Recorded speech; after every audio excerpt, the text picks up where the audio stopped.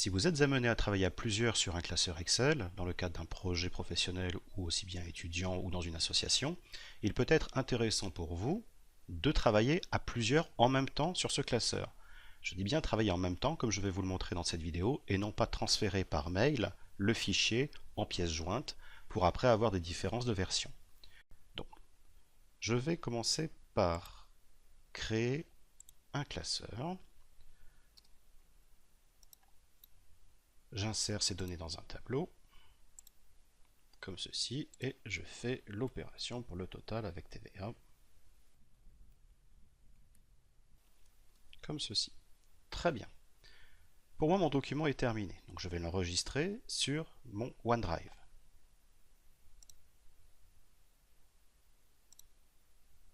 Donc ici, dans mes comptes, nous avons vu précédemment comment créer notre liste de comptes. Je vais dans mon espace personnel,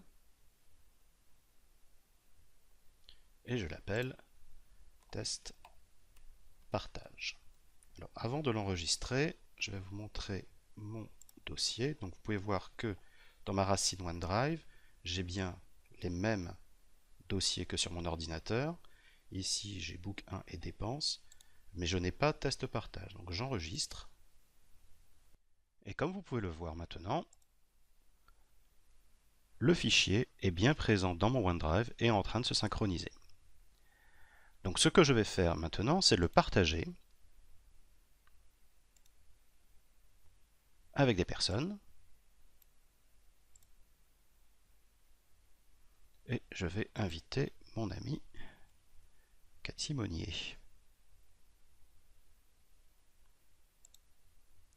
Donc le fait de la sélectionner ici, donc peut modifier ou peut afficher, donc oui je veux qu'elle modifie.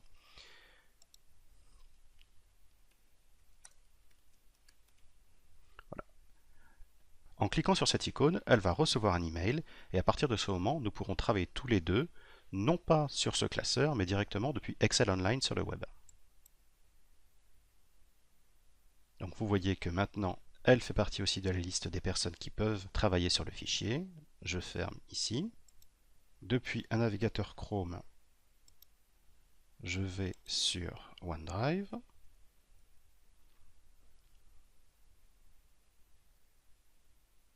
Je retrouve l'intégralité de mon répertoire et j'y retrouve ici le fichier que j'ai créé. Donc en cliquant dessus, je l'ouvre dans Excel Online.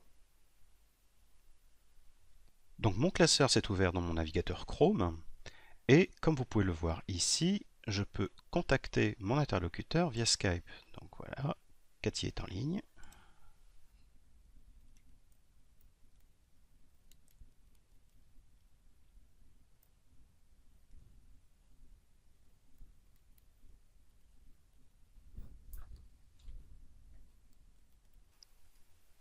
Très bien, donc là, je vais la laisser travailler directement et vous allez voir que je peux instantanément savoir si quelqu'un travaille sur mon document. Voilà, j'ai l'indication qu'elle est connectée sur mon classeur et comme vous pouvez le voir, les données changent immédiatement parce qu'elle est en train de travailler. Comme vous pouvez le constater, toutes les formules ont été mises à jour. Donc nous pouvons également créer une conversation spécifique à ce classeur.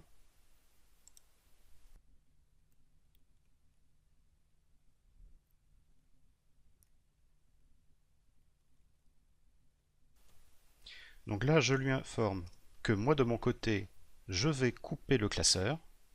Donc regardez bien ce qui est à l'écran. Je vais le fermer et dans quelques minutes, je vais le rouvrir, mais dans mon Excel bureau local. Donc vous voyez la dernière date de mise à jour. Et dans quelques instants, je vais voir que la date va changer. Donc ça veut dire que Cathy aura fini de faire des modifications sur le classeur. Bien, quelques minutes se sont passées et vous pouvez voir que l'heure de mise à jour a été modifiée. Moi de mon côté, je n'ai rien fait. Donc je vais voir quelles sont les modifications que Cathy a apportées. En ouvrant directement le classeur, cette fois-ci sur Excel, dans mon ordinateur et non plus online. Et vous pouvez voir que le classeur a bien été modifié. Donc pour résumer, j'ai commencé par créer Excel sur mon ordinateur. J'ai enregistré le document sur OneDrive. De là, j'ai pu le partager avec mes contacts, Cathy Monnier, qui elle-même a pu travailler en même temps sur le classeur grâce à Excel Online sur un navigateur. Quand j'ai fermé mon document, elle a pu continuer de travailler sur ce document. Et enfin, j'ai pu le rouvrir encore sur mon bureau et je peux voir ses modifications. Donc travailler à distance sur le même document, c'est possible avec Excel 2013 et 2016. Et surtout, cela vous évite de partager des documents via des mails et surtout de vous perdre dans les versions.